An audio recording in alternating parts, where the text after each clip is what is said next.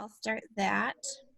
Okay, and today we are so lucky that we have Jeremy from In Control Crash Prevention Training, and we also have Cherie from AAA, and I will let Jeremy take it from here. Thank you, everybody, for being here today and taking the time to take seriously something that is so important, which is just driving in general. It really is the most dangerous thing that most of us do. I can invite you. Yeah, but I can invite you. It'll make it easier. Hold on one second. Do we have everybody back? So if everyone can please mute their self. We have a smaller group, so I think we should be able to do it. No problem. Sorry about that, Jeremy. No problem at all. Did I mute?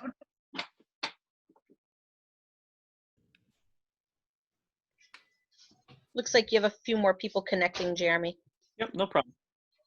You know, Lindsay, let's give him another minute or two because it just jumped up like by 3 people. And yeah, okay, thank you.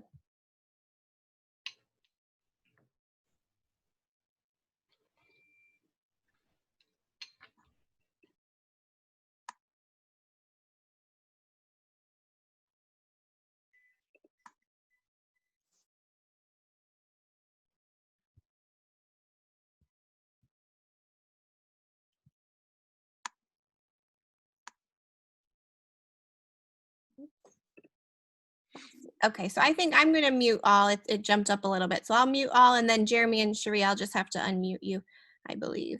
Sure.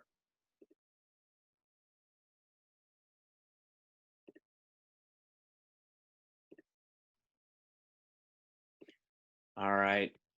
Give me a thumbs up, Lindsay, if you can hear me. Good. Okay.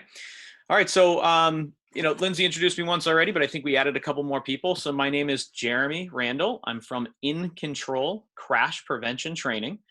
And that's what we do. We teach people how to avoid crashes through hands-on training and presentations like this.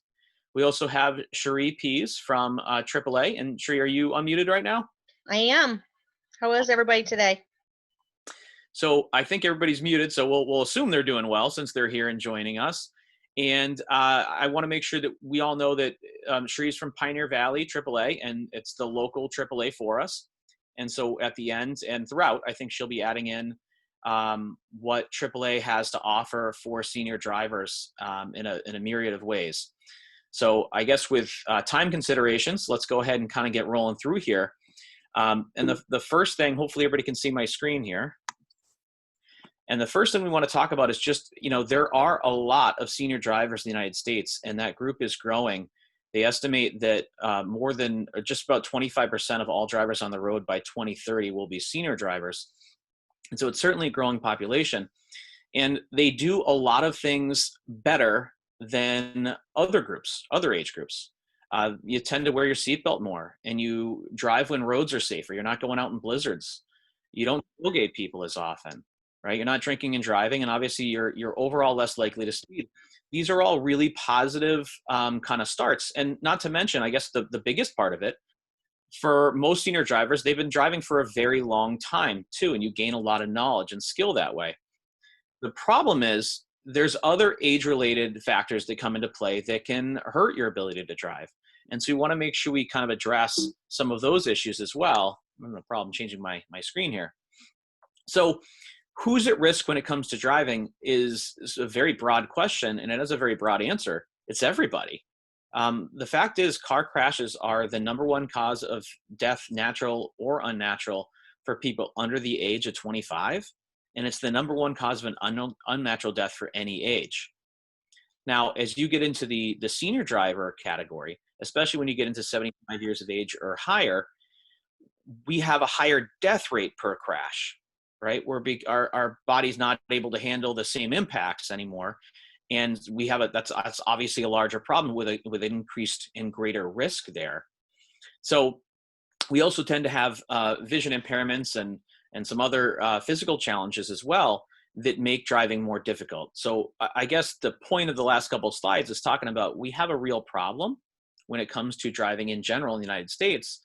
And although you guys are some of the safest drivers in some of your habits, there's some other things we need to make sure we address, and even some technological advancements we need to understand about our vehicles to know how to utilize them properly and be as safe as we possibly can. So we have a lot of senior drivers killed every single year in motor vehicle crashes and ER visits, and it's kind of alarming.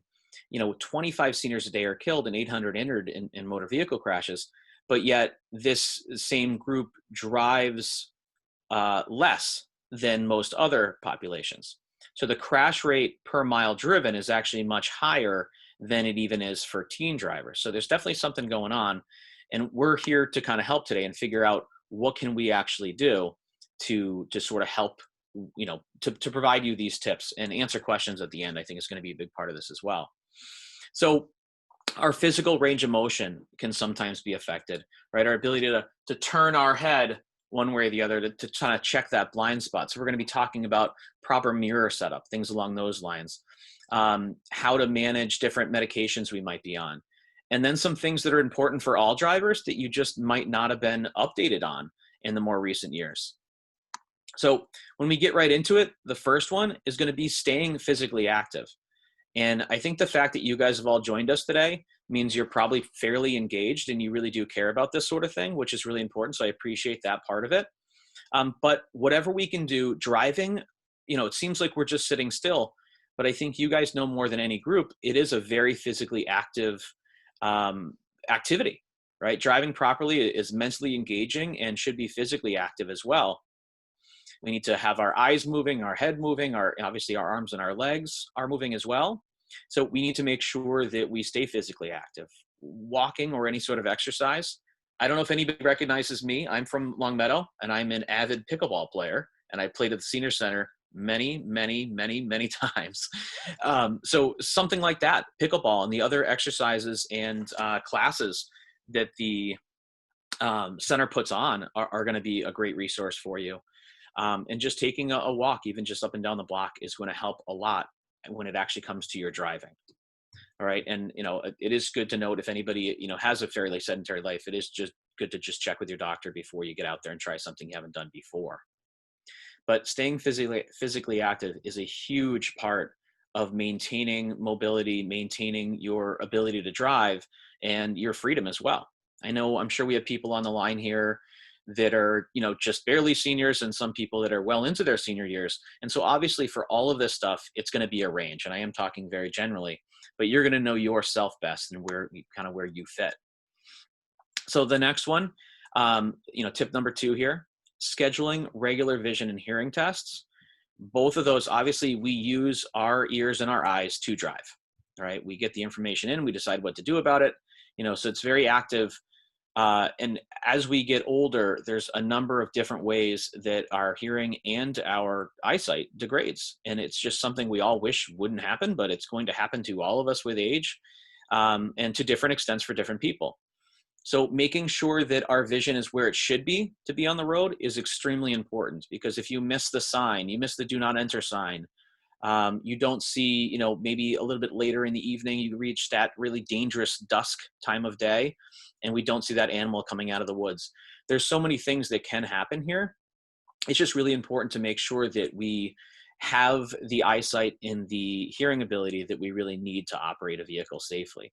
And so that's a big one. So making sure that we get those tests regularly, because if we just left it up to the state, unfortunately, they aren't doing vision tests and hearing tests as often as we should. Even in a year time, vision can degrade pretty drastically at times. So it's really important just to make sure we're taking that part of it seriously. As we move into number 3 here, any chronic conditions you might have that can affect your ability to drive. There are a number of them. And so each time you have your physical, talk to your doctor about how this affects your driving, because it is a really big deal. Now, along with this, different RXs, different drug interactions.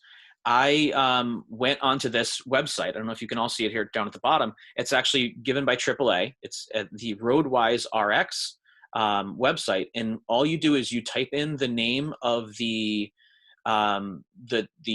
prescription drug or over-the-counter drug that you're taking, and it tells you the different ways it might affect your ability to drive and how to have an open conversation with your doctor about it. Maybe two of the medications you're having interact with each other. Neither one alone is a problem, but they might interact with each other in some way that causes problems. And Sherry, if you're unmuted, is there anything else you wanted to mention about that? I know you're really the expert when it comes to the Roadwise RX. No, I think it's a really great program. I mean, a lot of doctors are not following through and telling you all the ins and outs of your medication. So this is a way that you guys can back that up, and it's, pretty user friendly. So if you just go in and you punch in the types of medications you're using, it will tell you if they do not complement each other. Sometimes, I know, for example, my mother, she's on like 7 or 8 different types of medications, and even doctors can make mistakes and not realize or forget that they told you could use this a long time ago for a backache, and they don't realize you still got some in your cabinet that you might still want to use here and there. So they can drop the ball and not necessarily know that. So it's a really good tool to be able to cross-reference that stuff and just make sure that you're not going to have some sort of adverse effect from taking these medications, even if not driving standpoint, just from a regular standpoint. So And, it's a nice tool. It's not only, this is something, obviously it's in the senior tip because seniors tend to take more medications, but that's, it's something we talk about in class with kids on their permits. It's something we talk about, with everybody, because people take medications, and it's important to know how they're going to affect your ability to drive. If it's going to be a negative effect, we probably shouldn't be operating a vehicle under its influence. So to give you an example, I put like Allegra, like an allergy medication in, and a vitamin D pill that I take. And it actually says the two of them can interact to make me more tired. And it said I might get backaches too, which I've never experienced, but it's interesting to know that. And it's just the more knowledge, the better. And so have the conversations with your doctor. There's a number of different apps like this. And so you can try the AAA one, you can try the one from the CDC, you can try a number of different ones. I know they have one as well. So it's important to make sure we have this conversation though. And even the over the counters, a lot of times folks they think because it's over the counter, it's safer or something, or they just don't realize that they also can have their own sets of limitations. That's why it's also important when you start a new medication to wait a few days to see how that medication, especially if it's a daily medication, to see how it's going to affect you before you do any activities that involve machinery, whether it be driving or riding your lawnmower or whatever it might be. You want to be careful, especially when you start up, because that's usually the time you're most likely to see the reaction, is when you first start taking something new. Absolutely. And, even something like Benadryl, over-the-counter Benadryl, its main active ingredient is the same main active ingredient in over-the-counter sleep aids, right? So, Correct. and it affects everybody differently too. It's important to note this. So even if it says there's no felt effects for you on a website like this, you're going to know your body as well, and just acknowledge that it might be from that area.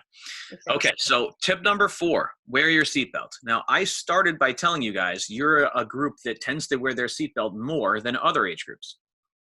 You do. But here's something that most of us don't really know here in the United States. We talk about seatbelts as this sort of a reactive tool. We wear our seatbelt, so if there's a crash, we're as safe during that crash as we can be. So it's an injury preventer. Well, seatbelts actually do a lot more than that. Their main goal is really to help prevent the crash in the first place. You heard me right there, prevent the crash.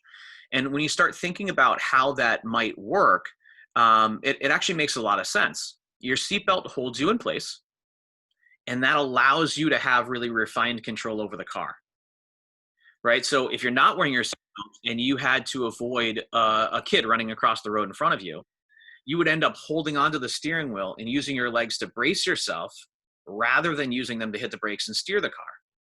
With your seatbelt on, you're able to hit the brake and actually have control of the vehicle. So if you're a good driver, the thought process should be, I'm a good driver, so it's not that, oh, I don't need my seatbelt because I don't plan on crashing. It's sort of the opposite. I need my seatbelt because I don't want to crash, and I want to make sure I have the most control over the car as possible. And then obviously on top of it, it does what we always think of too. It does prevent injuries in a crash, mostly head injuries, upper body injuries. I was reading a little bit that there can be chest injuries, especially for seniors with seatbelt use, but not when you compare it to not wearing a seatbelt at all, right? The ramifications there would be way worse with your chest coming in contact with the steering wheel would be a much worse situation. And so I'm glad that you guys are a group that tends to wear their seatbelts more, but I want to make sure in here that we're really informed on the reasons we wear them, not just to prevent injuries, but to give you a lot more control over your vehicle. So we talked about limited mobility, limited side to side, being able to turn, how far can you turn your head comfortably, that sort of thing. And, you know, historically, you're always taught to check your blind spots, right? You need to physically turn and look behind you. And that can be difficult as we get older. For certain people, it might be easier for others. But one of the things that we want to make sure is that we've set up our mirrors properly, so we can actually eliminate or at least very much minimize the blind spot in our vehicle. So there hasn't been a blind spot that's really been manufactured in our vehicles since like the 70s.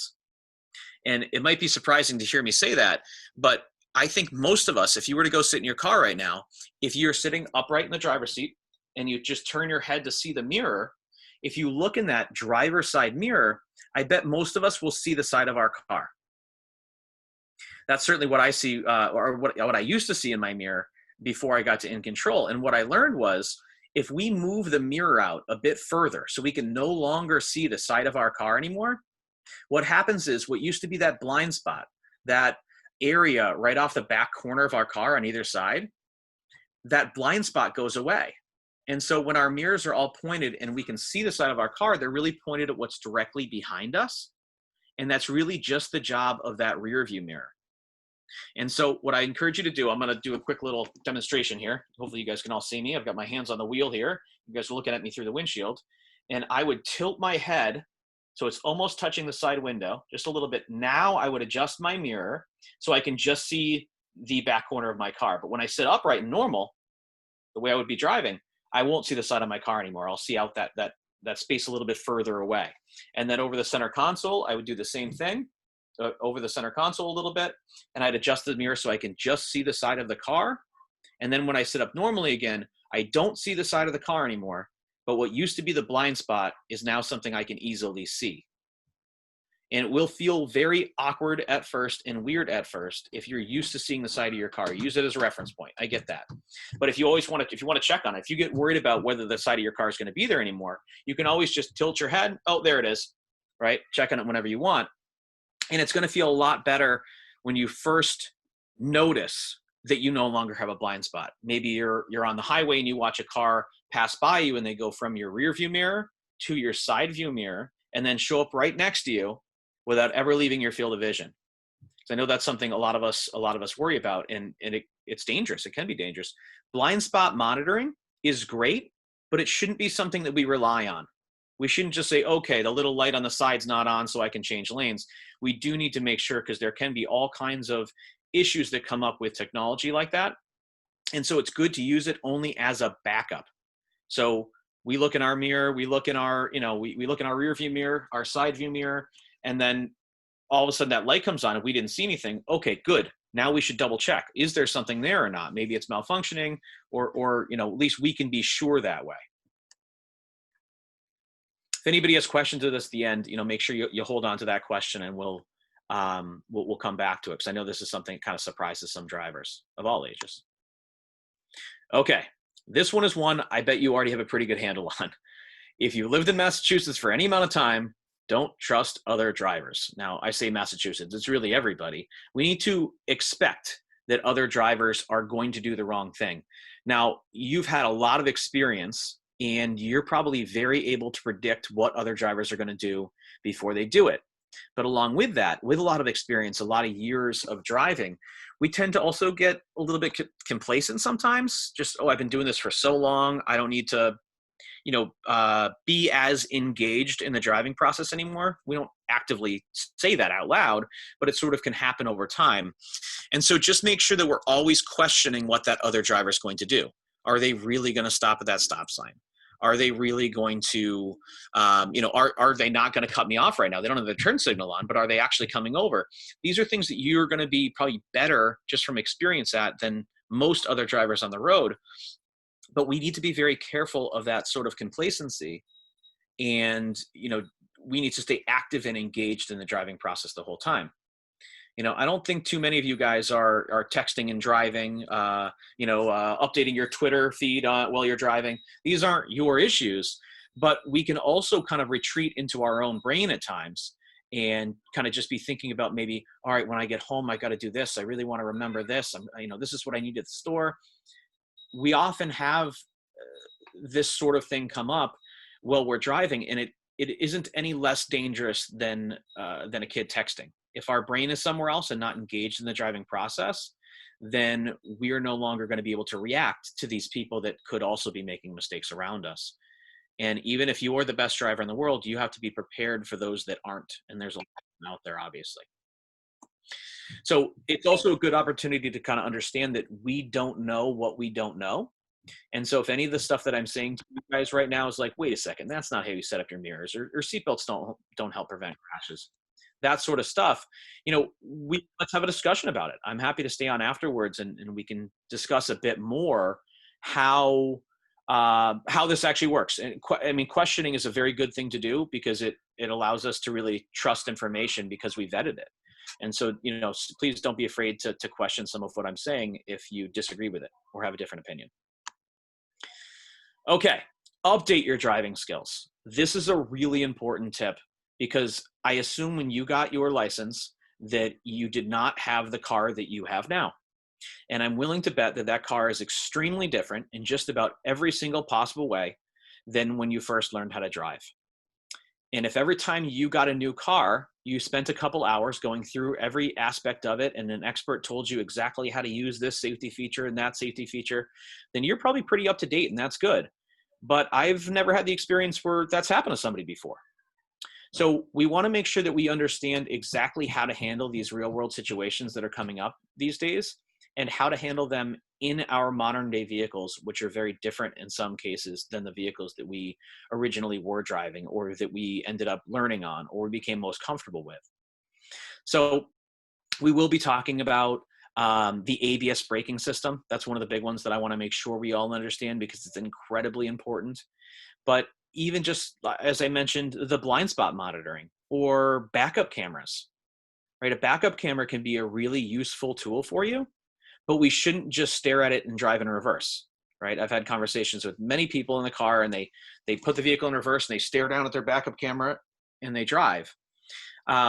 That's a very dangerous thing to do because most of the technology in our cars today still relies on us as the driver to really be the main, the one putting the main inputs in, to asking the car what to do and how to do it. And most of it's just backups these days. So they're good to have. It's great to go get the car that has all the safest features and all the bells and whistles. This is a really good thing, but knowing how to use them right is really important too. So for instance, for backing up, if we have to back up, we should use those side mirrors. It doesn't make as much sense to me to fully look over your shoulder unless you're going a long distance, especially for seniors, and reducing our speed. We'll talk a little bit more about backing up in one of the next couple tips too. But one thing that In Control offers is hands-on driving. So what we do is crash prevention training at high speeds.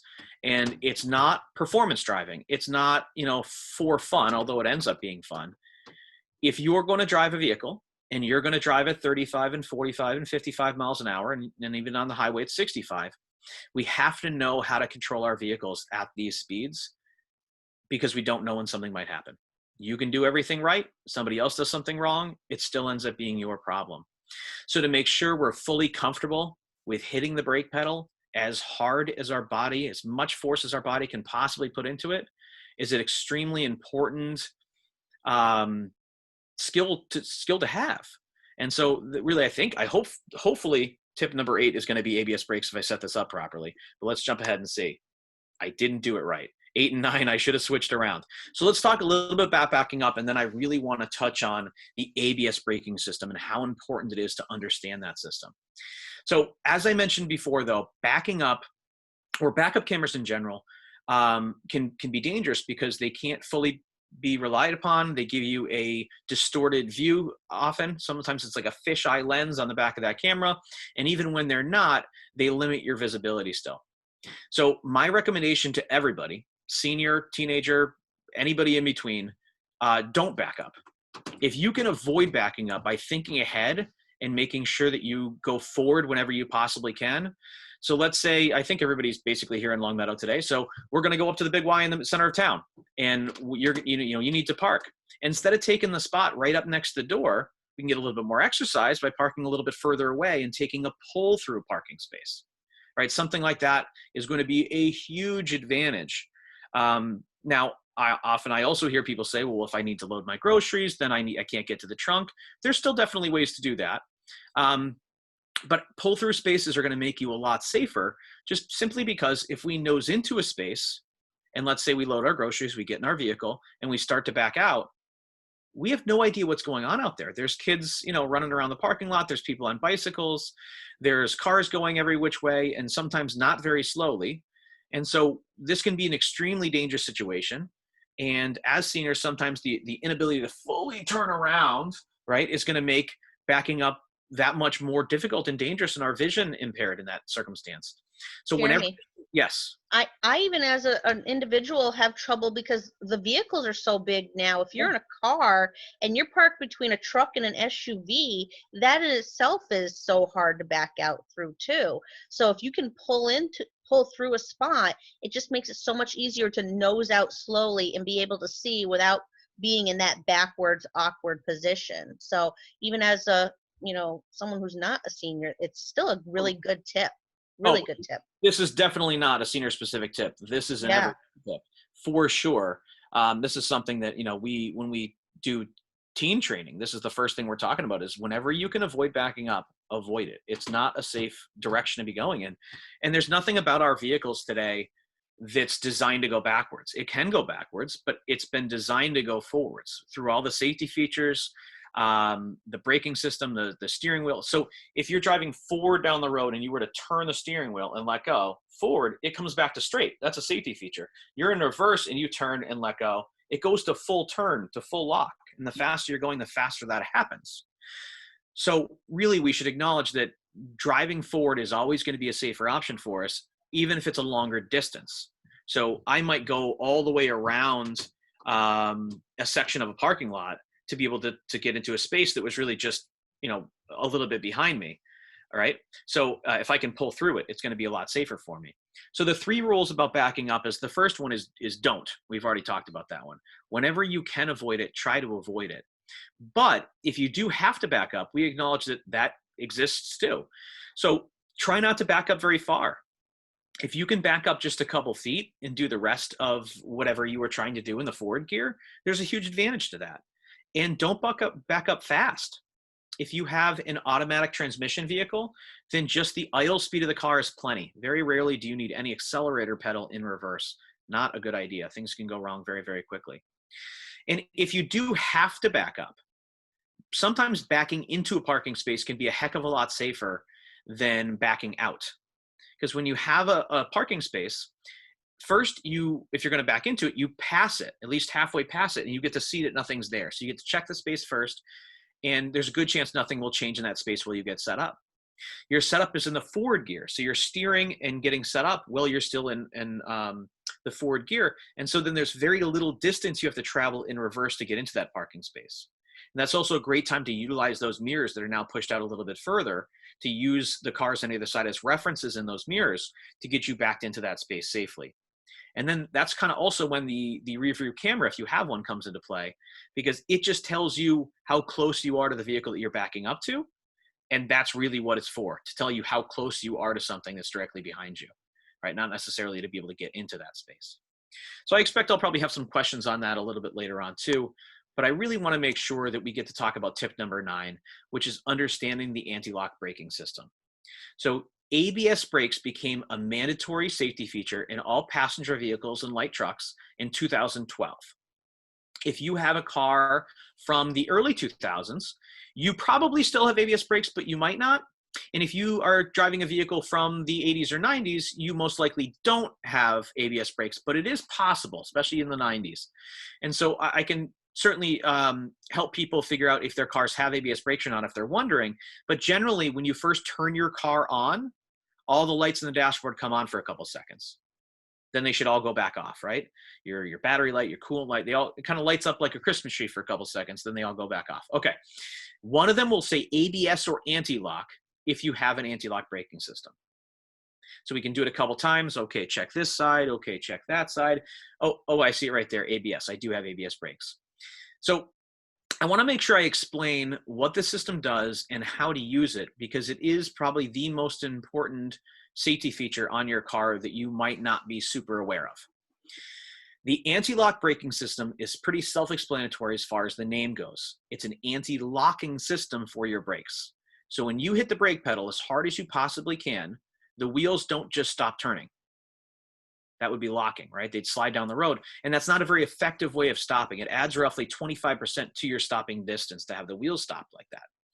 Now, with the wheels stopped, it also doesn't matter if you were to try to steer, right? If you were to turn the wheel with the wheels locked, you're going to keep going straight. Whatever direction the car was going in, it will keep going in that direction until it finally stops, and it will take longer to stop.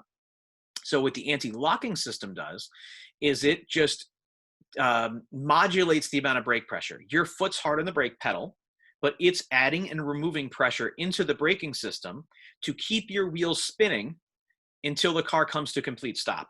So your wheels are spinning as long as the car is moving, but you are stopping as aggressively or in the shortest distance that you really can.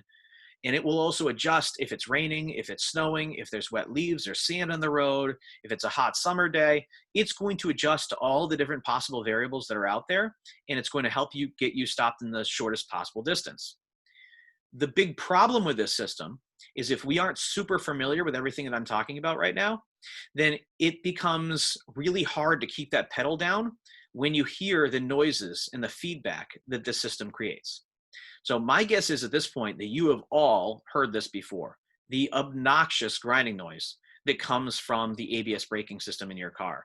And you have felt the pedal under your foot kind of pulsate back and forth and kind of fight back at you.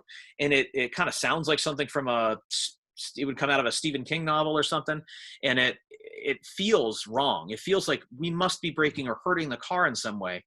And the average driver's instinct is to let off the brake at that point. But that is the wrong instinct. We need to put more pressure down, if anything, because the vehicle's supposed to do that. That's the brakes adding and removing pressure. That's why the pedal's going up and down, up and down, up and down. And the grinding noise that we're hearing is increased and reduced pressure in the braking system. And so we want to hear that noise and we want to feel that, so we know that it's doing exactly what it should do, and we know we're safe in this situation. So how do we hit the brake pedal in an emergency with ABS brakes? As hard as we can. And I encourage all drivers to use their entire body. And so it's not just your one leg hitting that pedal. I want you to use your whole body pushing down, using your back and your upper body strength as well as your leg strength to hit that brake pedal in an emergency. This is not the way we're pulling up to a stop sign, right? Obviously, anything like that, you guys know what you're doing there. But when it comes to that little kid running out in front of our car, if we want to give them the absolute best chance and we want to be able to stop in the shortest possible distance or slow down as much as we possibly can, then you should not fear that system at all. Hit it as hard as you possibly can. Ignore the feedback that you're getting from it. Ignore it completely. And if anything, let it comfort you. Good, it's working right? That's what we should feel about that noise, and continue to push harder and harder on that brake pedal. Now, without a little bit of training, I don't encourage you to steer a whole lot at that point, but it used to be extremely dangerous to brake and steer before ABS brakes. With ABS brakes, it's no longer dangerous to brake and steer at the same time, but as long as we do it in the right order. We want to hit the brake pedal first, hard, and once that ABS system is engaged, because the wheels of the car aren't going to stop turning till the car physically stops, that means that the wheels are still turning, right? So if we turn the steering wheel, now the car will go in this direction, right? So it makes perfect sense that it would work that way. But for anybody that learned how to drive, me included, learned originally how to drive on a car that did not have ABS brakes, It doesn't seem like it should work, but it works really, really well. That is one of the things that we do at In Control, is we're going to give you the chance to experience all these different situations in a safe environment where there's just cones to hit, but you basically get to test your own skills. We're going to help you and coach you through it. But all right, the first drill we do is 45 mile an hour emergency braking. Hit the brake as hard as you possibly can. And give you an idea of what that feels like and sounds like. You just don't want to be the first time you have to do that to be when that kid's life is really at risk. So those are the sort of things we do it In Control. But the steering is really important. So I just want to, I'm skipping ahead there. There we go. So control, it gives you control and maneuverability. It allows you to stop effectively, and it doesn't let your wheels lock. And because your wheels aren't locked, you have the ability to steer around objects if you need to. When we do this in class, braking and steering, regardless of age, almost everybody gets it wrong. And on the second try, regardless of age, just about everybody gets it right. It's one of those things that we can intellectually fully understand, but the feedback that our body gets from the environmental factors that are involved, actually driving, watching the cones come at you as you're approaching them in the car, feeling that ABS brake pedal, and then having that, I really don't want to turn the wheel now, right? We do it a little bit in the first one, then we go, that wasn't bad at all. I had a lot of control. I thought the car was going to go kind of sliding out of control there. It doesn't. And so taking a class like the In Control program, we are a nonprofit, by the way. I'm not trying to sell you on some, we're trying to make $1 million. We're trying to make our roads as safe as we can for anybody that drives a car. Hopefully I will be able to tell Lindsay at some point in the future that we are in our neck of the woods out here in Western Mass. But right now our training is really only available in Eastern Mass, in South Weymouth and North Andover, and that is a 2-hour ride for anybody. So at the end here, Sherry's going to talk about some of the AAA options that are available to sort of give you a test of your skills, but in a more, much more, I guess, controlled way, or a safer option. But Sherry, before we get to that, I do want to make sure you talk about that. I just want to touch on this, and then I'm going to have you lead into the AAA mobility plan. Sure. All of us, regardless of who we are and our skill set, eventually are going to reach an age in which we can't drive. And for many people, that's a very scary prospect, excuse me. I'm not looking forward to that time, even though I've got, hopefully, a bit of time before I reach it. But as you become senior drivers, it gets closer. And that is scary. And I don't want people to lose their freedom. But eventually, there is a time when we're going to need to stop driving for our own safety and the safety of those around us. All the tips we just talked about are ways to hopefully extend that time where you are safe on the road and that you are going to keep the community and those around you safe. I can tell you that in the In Control program, it is pretty intense, but our oldest graduate was 96. And he took the program, this is going to be an estimate, but I think it was about 8 times. Now, people always say, why would it be 8 times if he passed every single time? He was coming through the program with each one of his great-grandchildren as they were getting their license. He took it every single time. He passed every single time. And when he left, he always asked, so am I good to go? I said, I wish most 35-year-old drivers had your skill set. So it's not a number that's going to stop you from driving. It's going to be something health-related, unfortunately. It's going to be something that prevents you from just being safe on the road, however, kind of with it or together, or however much we try. But there are certainly things we can do to extend it, and we can realize that no matter how good of a driver we are or think we are, we can always be better, and our education should never be done, because it is an extremely dangerous thing that we're doing, and it's something that it deserves that much attention and increased education. So there are mobility plans that can help with how to be on the road longer, safely. And when it is time to give it up, if that's the time you start thinking about, okay, well, what do I do now? It's probably, it's not going to be as good as it could have been if you had a plan well ahead of time. So the CDC, AAA, a bunch of different organizations have mobility plan, workbooks and sheets. And I'm going to let Sherry talk a little bit more about the AAA program and what she knows from CDC as well. And then also, what I was alluding to before, as well, as far as her evaluation program for all drivers, but also for senior drivers. So Sherry, please go right ahead. So yes, thank you very much.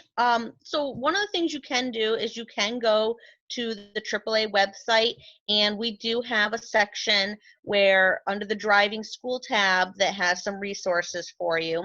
One of them is the senior mobility plan. And essentially that is a form that the CDC initially came up with, and it just has different tips for staying mobile. Some of the stuff is what Jeremy's already talked about with staying regular checkups with your doctor and eye exams and reviewing your medications and trying to work on an activity program that increases your strength and balance and so forth.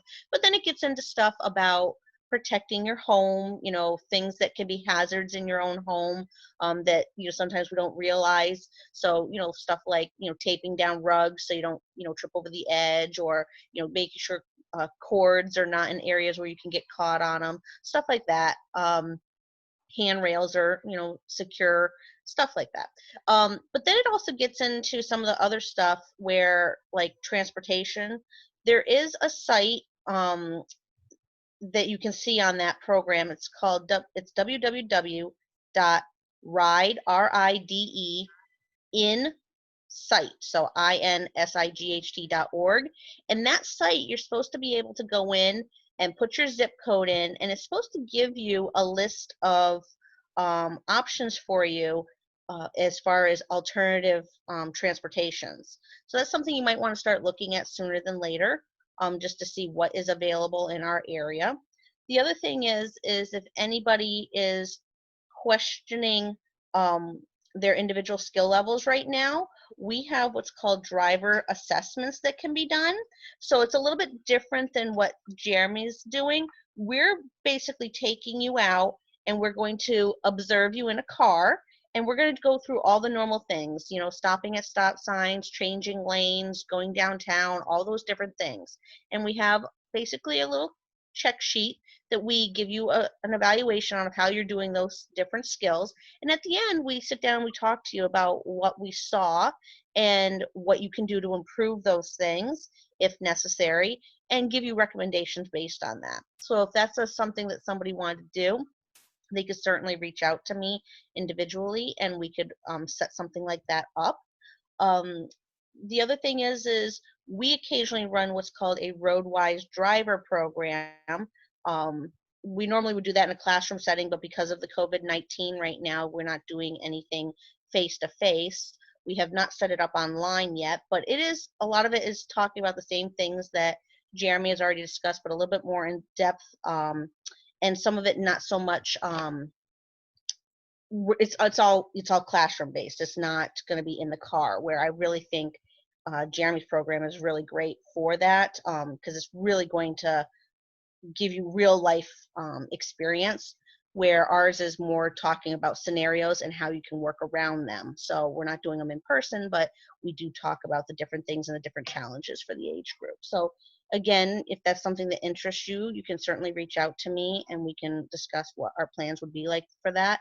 I don't anticipate a classroom though, probably until fall, hopefully when some of this stuff has already died down. But, and then the other thing, go ahead.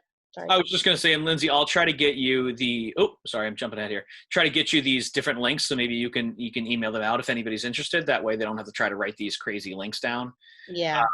That sort of thing. And also some of the AAA pamphlets and PDF files that are easily opened. And maybe, I don't know, Lindsay, if this is something that if AAA was to send you guys stuff at the Senior Center, I don't know if you had those on hand, if that would be helpful. Eventually. Right now we're still close to the public, but eventually, yeah. Right. Well, of course, right. And they have Sheree, just so you know, they have a new Senior Center going up. It's in the process of being built right now during the COVID-19 deal. So, is there anything else, Sheree, that you wanted to add? I just want to make sure we have time for questions too, and we stay kind of on target for time limits here. No, I mean, anybody can ask us questions, or welcome that opening up so that we can touch on things. If anybody does have questions about the mirror setup, I do have a graphic that goes along with what you were talking about, if you wanted me to bring it up for you, if anybody does have a specific question about that. Sure. I'd like to ask a question if I could. Yes, please. My first panic stop experience was in a 62 Corvair Monza, which had a standard transmission. Yeah. and I hit the brake hard, and I didn't push the clutch down. And Aha. so the car naturally started to buck and whatnot until I actually did do it. Mhm. Now, moving forward in a 2018 RAV, I was proceeding down the road, and my wife all of a sudden hit the brakes in her car ahead of me. I had a bright orange screen come up, and before I could even hit the brake, it started braking for me, which I had eventually hit it anyway, but the car came to a complete stop. What do you think about this emergency braking system? So the automatic emergency braking, that vehicle probably also has an adaptive cruise control mode. Oh, yeah. So there are a set of cameras and radars coming out of the front of the vehicle, probably right. Some of them are going to be in the front bumper, and some of them are going to be right in the top of your windshield on the other side of your rearview mirror. Those systems are great. They are great because it was able to react before you could, and it was able to get your car stopped. And that's why I definitely encourage you to have those bells and whistles, those extras for sure. But in other words, Mike, I would never recommend to you that you drive down the road and you just go, "Oh, don't worry about the brake." You can No. And I know you're not. I know you're not inferring that at all. But that I guess is my point, that you still were able to hit the brake, and that's good. And hopefully that would have been enough time. I would just use caution in relying in any way on any of that sort of stuff. Right. It's great to have as a backup. It was able to get on it before you, regardless of age. A computer system is going to react faster than we do as humans. There's no doubt. So this stuff is great, and the future is likely going to hold self-driving cars at some point. I've gotten the opportunity to drive many what would be considered self-driving cars. They're not really yet.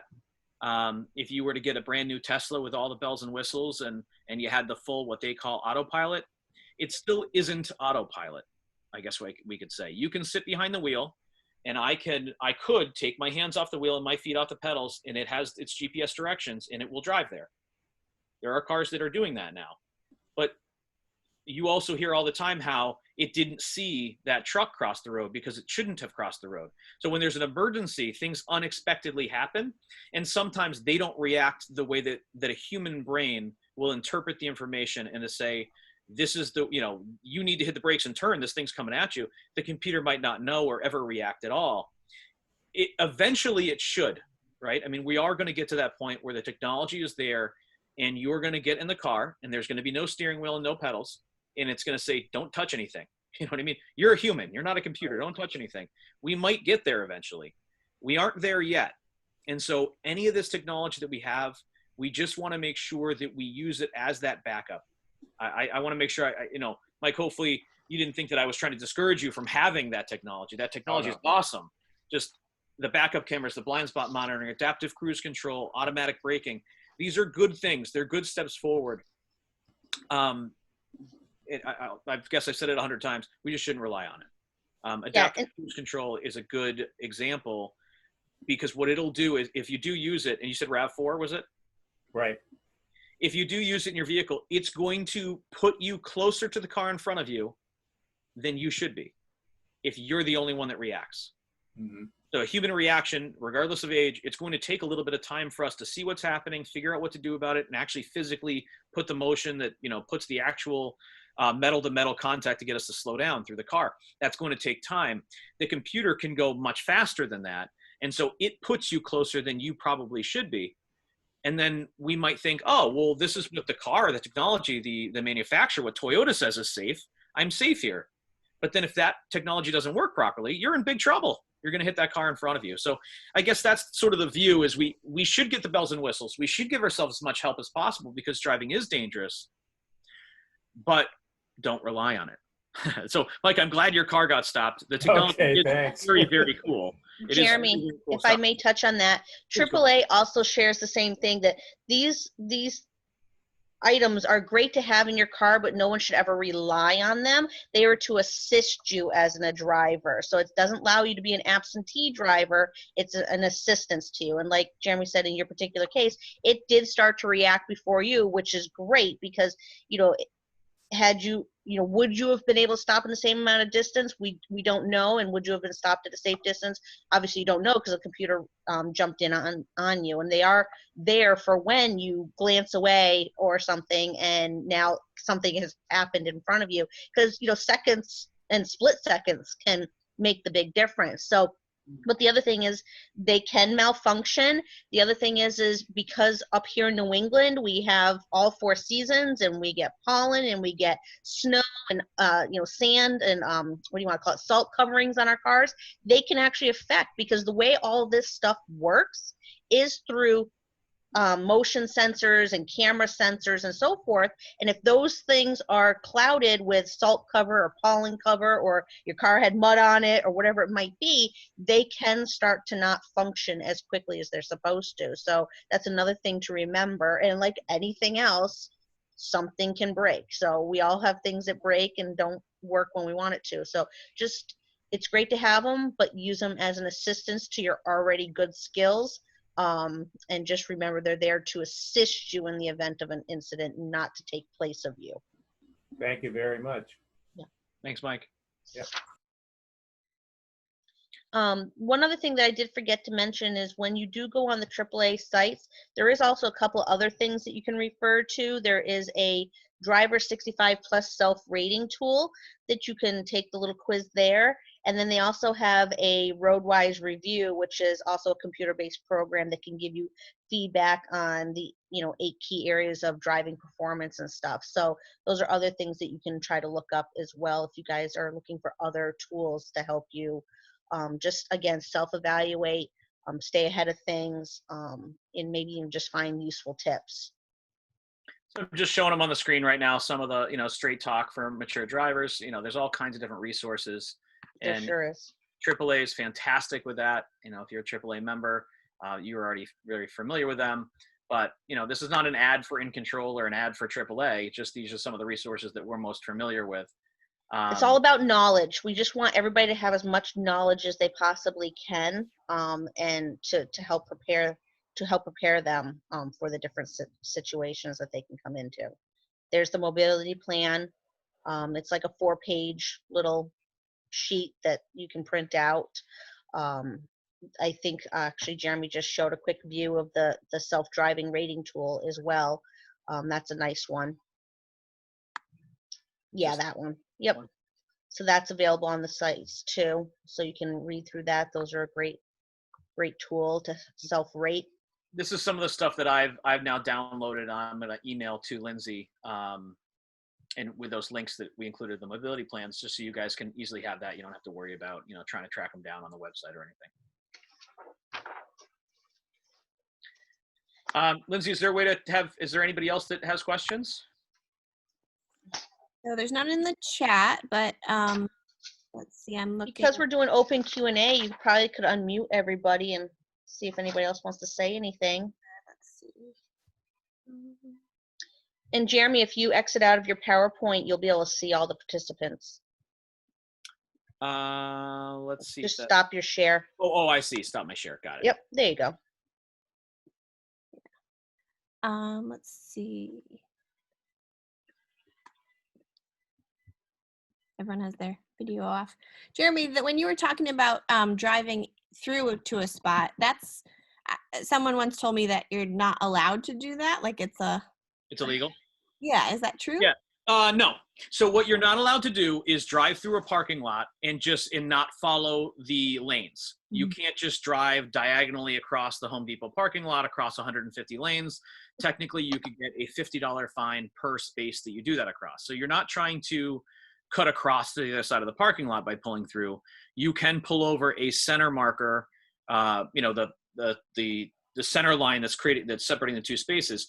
You should use caution though, just to make sure nobody's coming in from the other side, that sort of thing. But no, that's not illegal. Or if a police officer did interpret that as illegal, there's an extremely low chance that anybody would get in trouble for that.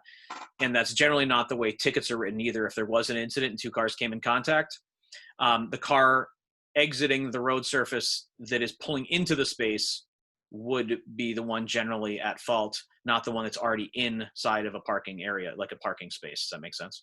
Yeah. In theory, you're not supposed to cross solid lines, and in a parking lot, it's obviously a solid line. And Jeremy had a very good example. You can't just go cutting across 15 spots. But if you pull into one spot and you see the spot across from you is open and you want to pull through, again, you just have to show caution to pulling through, that somebody's not just coming in and whipping into that spot from the other direction. But no one's going to give you a hard time for that, for doing that. And the only time there would be an issue is if somebody was probably pulling into that spot too quickly and not paying attention. So as long as you're showing caution pulling through, there should never be an issue with that at all. Good to know. Slow and steady anytime you're in a parking lot, for sure. Yeah. Did everybody understand Jeremy's explanation about the mirror adjustment? That is something that we find too, that a lot of people are not sitting properly and they're not adjusting their mirrors properly to eliminate as many blind spots as possible. Did his explanation work for you guys? Some people, yes. I mean, obviously we can't see everybody. So Sheree, did you have an easy graphic where you wanted to share screen? We can always just quickly make you a host if you wanted Yeah, to. Lindsay, make me a co-host, Lindsay, and I'll show the graphic, and then Jeremy can. I do have Phyllis asking if it can be explained again, so I think this is probably a good idea. Perfect. Let's see. So if somebody wants to help me, let's see more. I'm going to make co-host. Did it pop up on your screen? Let me see here if I can. Yep. You should be a co-host now. Yep. Give me 1 second. So I think Phyllis would like it explained again. So hopefully this will help. Yeah. So this is just the quick little graphic that you guys can use real quick. This kind of shows what he was explaining. I'll let you explain it again, Jeremy, if you wanted to, but it shows what he meant about the leaning. You got to lean to the left and you got to put your head to the left-hand window, and you want to bump that mirror out so that it doesn't see the side of the car. And then when you sit back, you're really not going to see the side of the car you are. You're going to see what's coming up from the side, because you want to see that lane that's adjacent left or right. And then you do the same thing. You lean towards your mirror area or towards the middle of the car, and you bump out your right side the same way. So again, mirrors are for referencing. They're never going to eliminate all blind spots.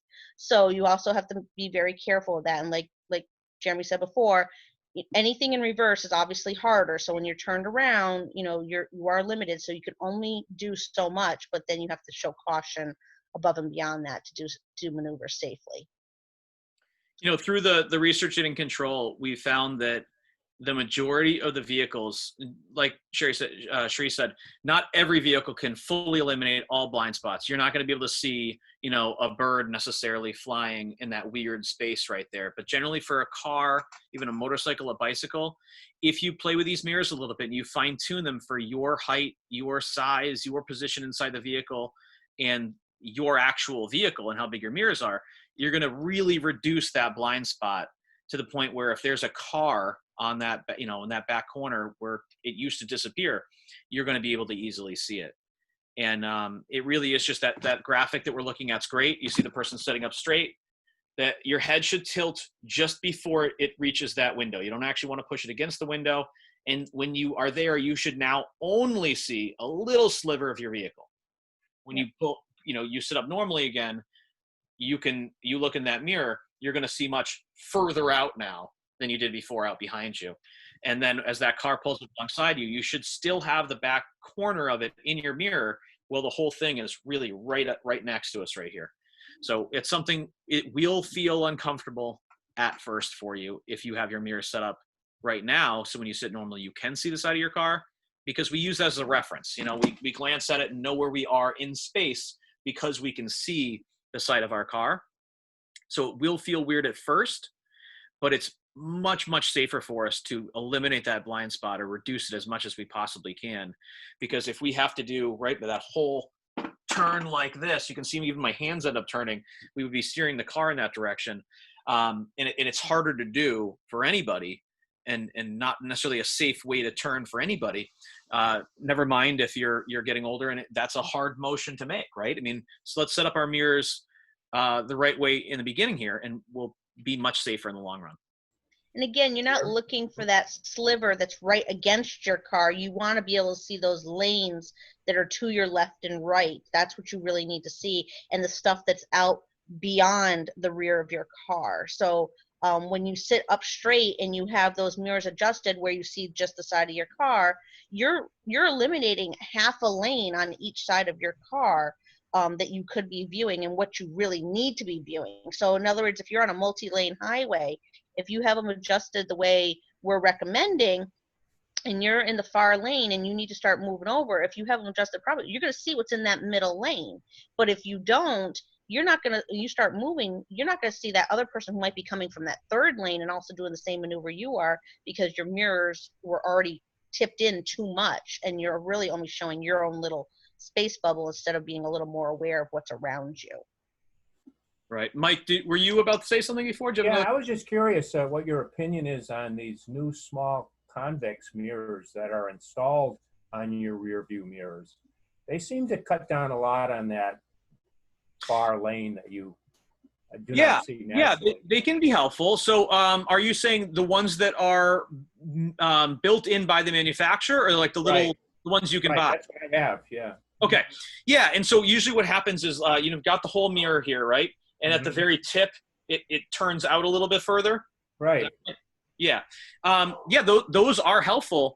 They can make backing up a little bit harder at times if you're utilizing the outside of that mirror, just because it's a distorted view. It's all of a sudden the mirror is not flat; it's changing its angle.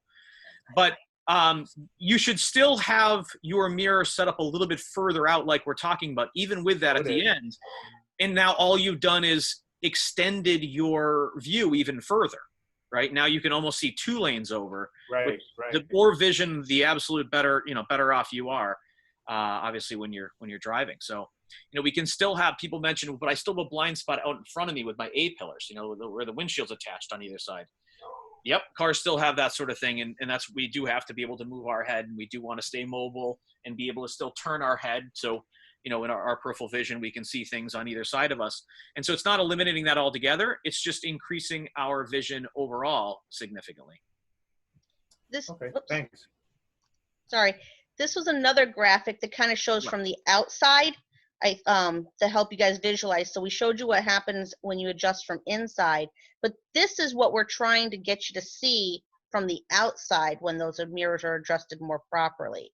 When you have them tipped in more, that the lighter gray that you're seeing there that's touching and getting the green and red car, it starts narrowing in and then you don't see it as much. So this is kind of an overview of it too.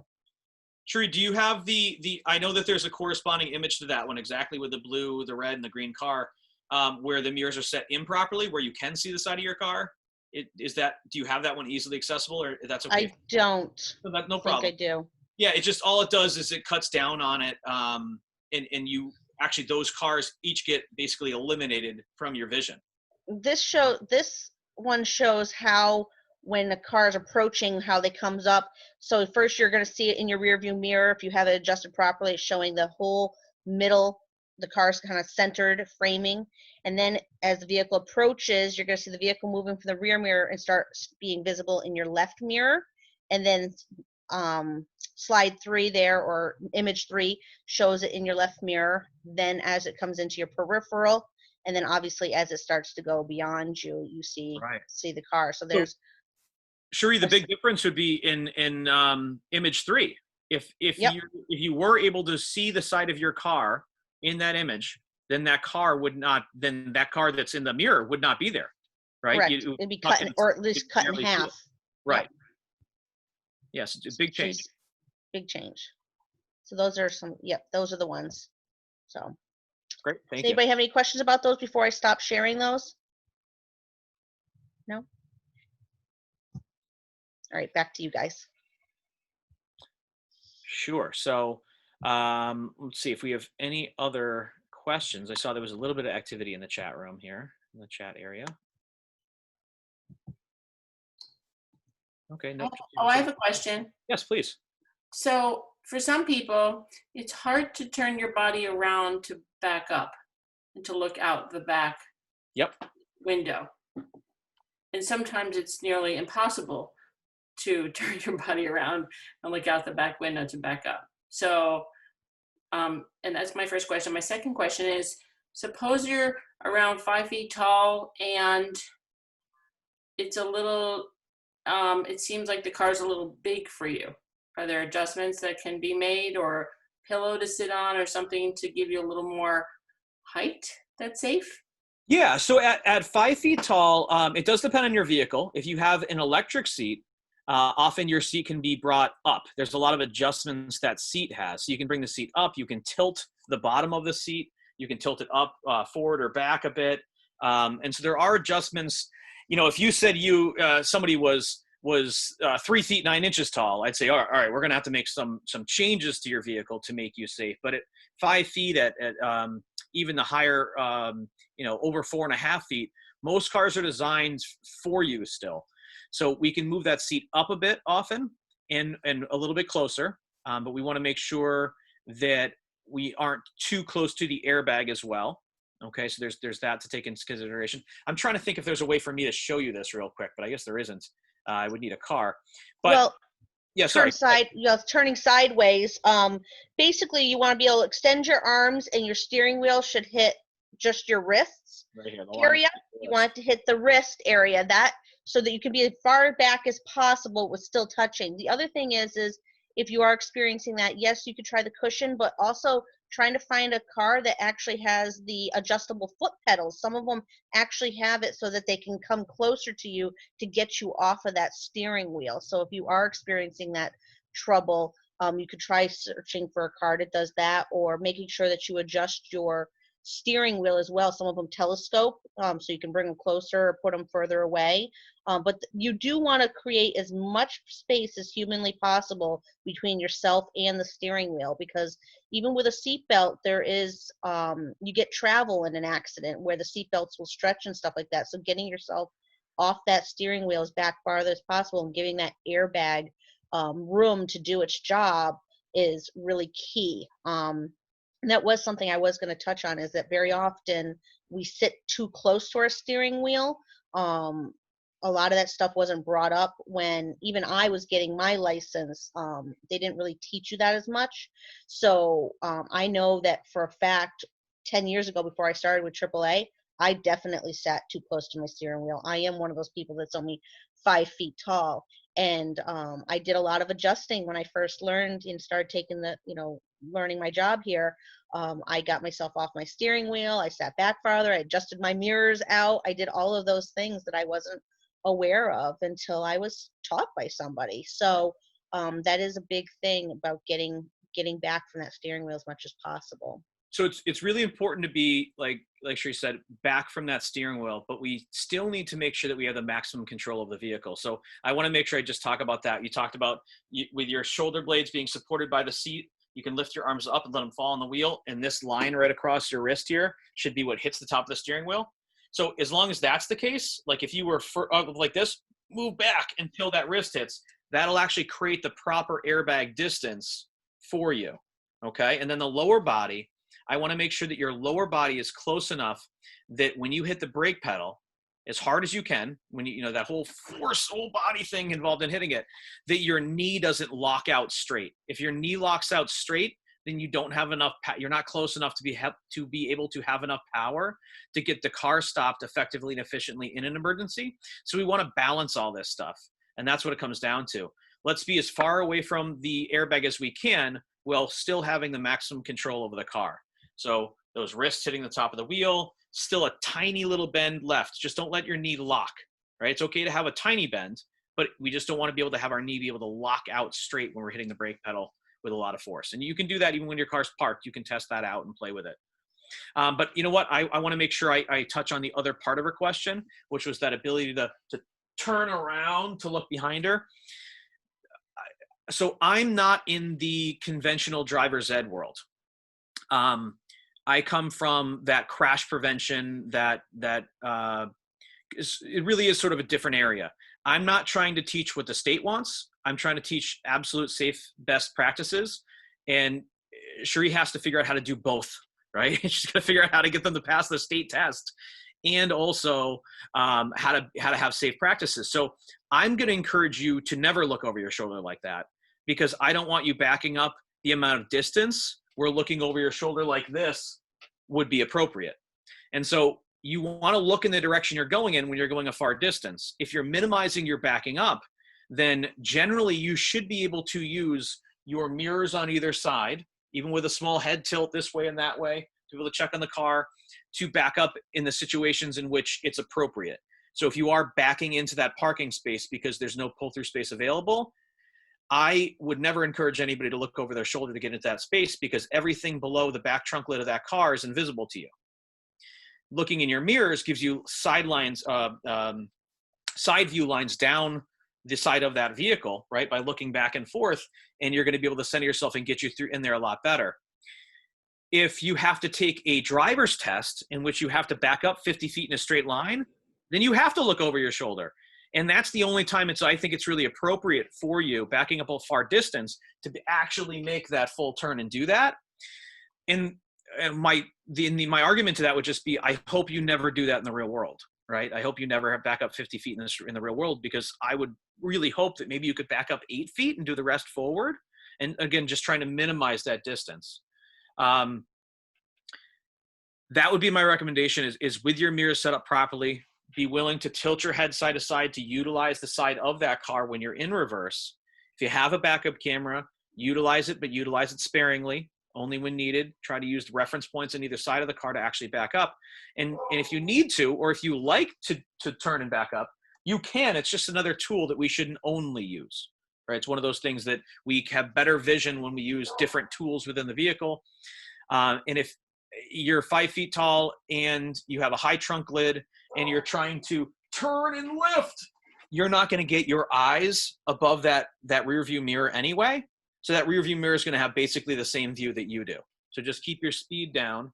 Realize that when you turn the wheel this way, the car goes the other way, right? I mean, think about those things and go slow in reverse, and use those mirrors more so than actually turning around. And Shree, I don't know how you feel about that. We come from two similar It's worlds. a little conflicting, but I mean, honestly, the big thing that you should take away from what Jeremy said is you should never be only using one thing. So when you're backing up, you should be looking at your rear view mirror. You should be looking at your side view mirror. You should be trying to look out the back a little bit. You should be using all the tools available to you. And if you have a backup camera, you should be kind of referencing through all of them as you do the maneuver as slowly as possible to get out safely. Because the slower you're going, obviously it gives you more time to react.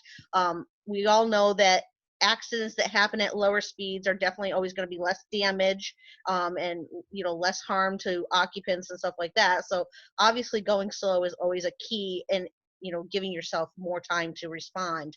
But again, just not fixating on one thing. So don't fixate on that backup camera because you have it. Also still reference those side view mirrors. Also still look in your rear view mirror, and if you're able to, try your best to take a quick reference, because sometimes with these cameras, the way they're shooting too is they're going straight. So if something's happening right here, like somebody's starting to walk or something, it might not catch it, but your peripheral could catch it. So keep your eyes moving, use all the devices that you have in your car, mirrors and cameras, and just keep them moving throughout the maneuver, and you should be okay with that. Does anybody have other questions? We'll give I people feel like a are we moment frozen to a little? have them unmute themselves if they need to. And you can also ask questions in the text box if that's easier for you too. It's down at the bottom of your screen, says chat. It's like a chat bubble. You can click on that and then type in the box if you need to.